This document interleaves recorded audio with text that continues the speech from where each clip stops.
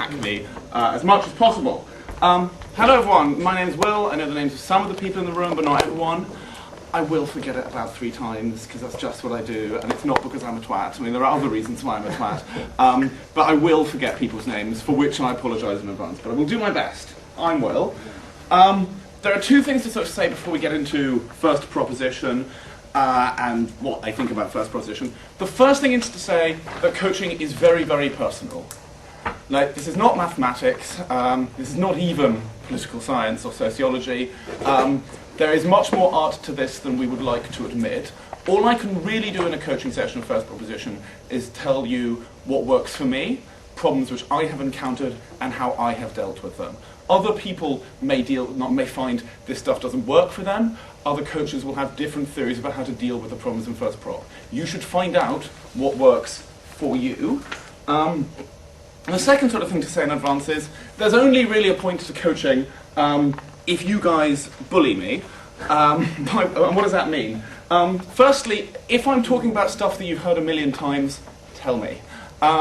If I say something interesting and then, forget about it and go off in another direction, go, hang on, could you say more about that? Well, if I speak too fast, which I do when I get too nervous, the kids I teach at the University of Oxford hate me because I just ramble at like 500 miles an hour.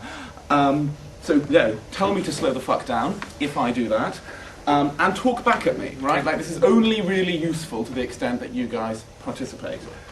Given that, let's just go straight in. First proposition. I don't care whether or not you take notes. I might type this up at some point in my life when I notice it's being recorded. First proposition is a brilliant thing to coach. It's a brilliant thing to coach because people fear it. People are terrified of first proposition. When it comes up in a tournament and you realise your first prop, people go, oh, fuck. And they get into this death spiral of terror and horror, particularly if it's an important room. And that fear is insane. I promise you, it's absolutely insane. There's a couple of reasons why when you get first prop at a tournament, especially in the top room, especially in the semi-final, you should be like, brilliant. There are a couple of reasons why that's true. Firstly, first proposition is the most formulaic position in British parliamentary debating, by a distance. That makes it the easiest to coach. Secondly, it's the easiest position to come at least second from. Which is why when you get it in a quarter-final, you're like, brilliant. Like, you're home, because you don't need to win, right? It's also the position when you're speaking in with the smallest chance that you'll be fucked over by crazy time. One of the other teams just disappearing up their own asshole into madness. If you are in first proposition, the only speaker that can do that to you is first opposition. There is only one speaker that can disappear into crazy land and destroy the debate before you're done, right? And you've done your bit, right? So to that extent, it's a nice position. It's also great if, like me, you're a nervous control freak, and you don't like not knowing what the hell is going to happen, but you can have a bit of control in first prop. And also the other reason why you should enjoy it, particularly if you're a little bit nervous, particularly if it's a high room, you're a little bit jittery, it's the least responsive position.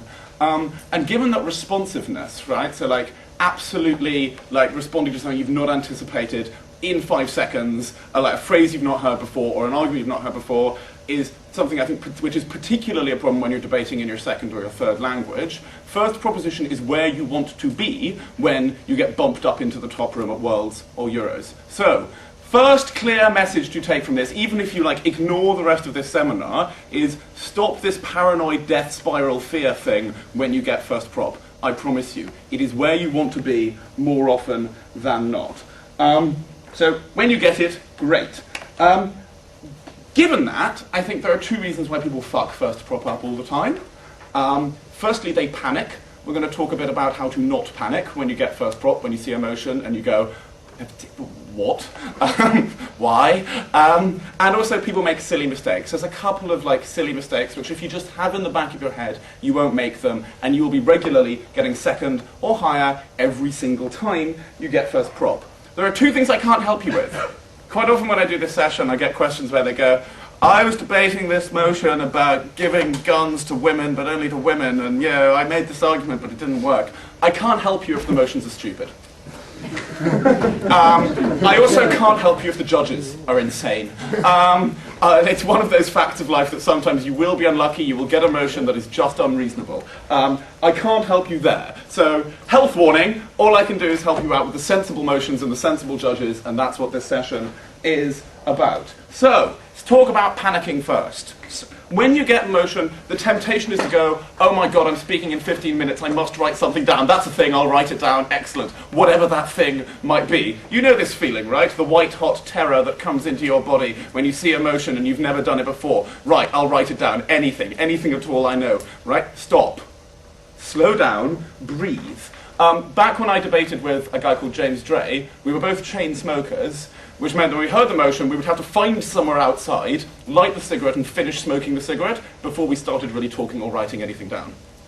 The first third of prep was like, is there a point here about this? Yeah, maybe. Back to that, right? But like, there is generally something to be said for just slowing down and spending the first part of your prep not worrying about what the definition is, not even worrying about what your arguments are, but making sure you have a very clear idea of what the debate is about. Do not rush in. How do you make sure you have a very, very clear idea of what the debate is about? A lot of people think that like debates have sort of 5 or 6 different ideas in them or big arguments. Sometimes they do, but more often than not, a debate will have a core issue that is central to it, right? Like the thing the debate is going to end up being about, the thing every speech in that debate is going to come back to sooner or later. What is at the core? What is the absolute crux of this motion, right? That's the first kind of question you'll be asking yourself. If an answer doesn't spring to mind, the other question I sometimes go through is like, what was in the CA team's mind, right? What were they thinking of? I mean, that's the same question, but just asking it in different ways I find is helpful for me. So why did the CA team set this motion? And if I don't know why the CA team set this motion, I am worried, right? Like, you need to know that before you start write a first prop. So if that doesn't work, right, it's unclear to you why the CA team set this motion, a couple of other questions which you should be asking first before you get into detail. Has this ever been done before? Where? Why did they do it? What can we remember? It's probably been done somewhere. Most things have been done somewhere. There's a lot of human history out there, right? Has this ever been done somewhere? And if it hasn't, who wants this? I know that sounds like a really simple question, but like, the number of times people forget just to ask, who wants this, right? And if you get there, you've probably found the case, right? Of course, if none of this does help, you're on to a special motion. And yeah, good luck. But the basic idea is don't start writing immediately. That's my big piece of advice. Like, chill out, calm down. Don't allow yourself to get into a death spiral of panic and gloom. Make sure you know what the debate is about before you move on. Right? So big thought 1. How am I doing for time? Amazing. Big thought 2. Definitions. People obsess about definitions. It's almost like all people care about. You remember the moment after a debating round where people go, oh, what did you get in your room? And they mean, what was the definition? People are obsessed about what the definition is in debating. How detailed does it need to be? What should be in my definition? That kind of thing. Definitions almost never decide debates. They almost never win debates. They can lose you debates, but they almost never win them. And people overcomplicate them and get too worried about them. A lot of people think that you need a definition before you start writing arguments.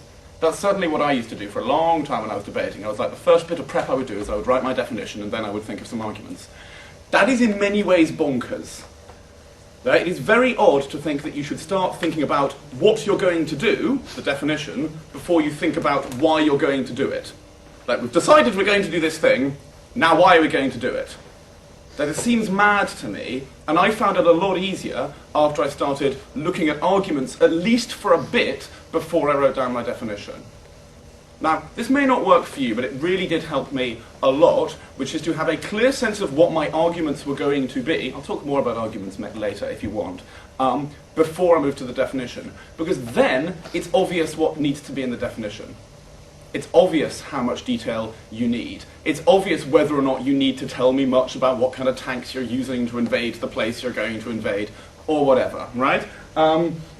So it's often much easier if you started on arguments first. Work out why you're doing something before you put down what it is you're going to be doing. And that, again, means that you don't get these debates where you've decided that the definition doesn't fit the arguments.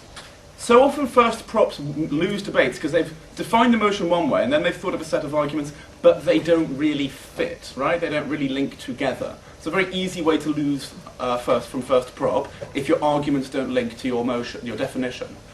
If the definition comes out of the arguments, that's much less likely to happen. So that is something I would try. The other thing I would say about definitions is, unless you are sure, like really sure, and you might be really sure, I wouldn't do anything funky.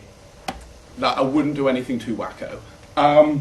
The reason why is that is potentially the easiest way to violate the golden rule of debating, which is give the people what they want, right? Like, debaters are a bit like prostitutes. Your job is to work out what your client, in this case the judge, desires and give it to them, right? Like, your job is to give people what they want. Now, during the opening government speech, what your judge wants, what your judge is thinking is, dear God, can this please not be a hellish hour? Your judge is afraid during the first minute of the first prop speech. Your judge is going, let this just be okay, right? Let this not be crazy, let this not be mad, let this just work, because if it's mad, everything will explode, and someone might challenge it, and someone else will redefine it, and then I will die. I will actually die. That is what is going through a judge's mind during the first minute of the first prop speech. So unless you are sure, I would not do anything crazy, right? If a good debate happens, a debate which is clear, a debate where no team goes crazy, a debate where the clash is obvious, that is 3/4 of the way to win from first prop. Set up a good debate, right? And the way to avoid like the brain melt moment of definition is to do the two things I've just mentioned, right? Think about like what the arguments are about, what the debate is about before you do the definition, and secondly, think about your kind of core arguments before you think about the definition. But also the way to avoid crazy definition and wacky definition stuff is just to go by 3 very simple rules. 1, definitions should be simple, right? Complicated definitions make debates explode, usually. Your judge might not remember all of it, you might not remember all of it, your partner might not remember all of it, the other side might not remember all of it. And also it means you've just got less time to spend on arguments in general. So, like, they really should be short and simple. Secondly, they have got to be clear. If there is a classic way to lose from opening government, it is for it to not be obvious what your definition is. Right? That is the easiest way to lose. So definitions should be absolutely crystal clear. And make sure you go through your definition and go, is any of this vague? Right? Like, it doesn't have to be detailed, but it has to be clear, right? And the third thing definitions should be, and this really, like, people often don't believe me, is definitions should be brave. I think one of the things that happen when you panic and you're in first prop and you're like, oh, well, we're going to lose anyway because we're in first prop.